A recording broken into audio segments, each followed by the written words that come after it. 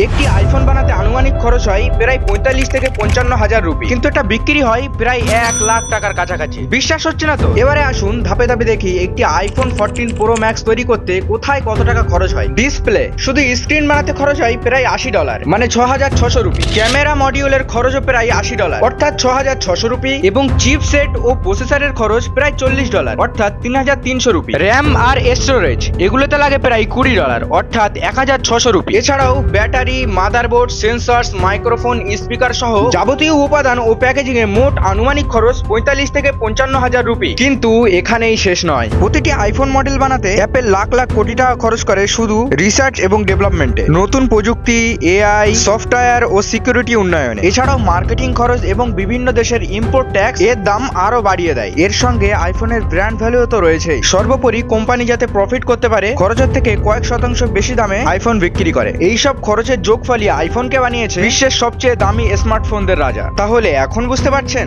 IPhone শুধু phone নয়, এটি ব্র্যান্ড, স্ট্যাটাস আর এক্সপিরিয়েন্সের সমন্বয়। আপনার কি মনে হয়, আইফোনের দাম ন্যায্য, নাকি অ্যাপেল শুধু নামের জন্যই দাম বাড়ায়? কমেন্টে লিখে জানাতে ভুলবেন না।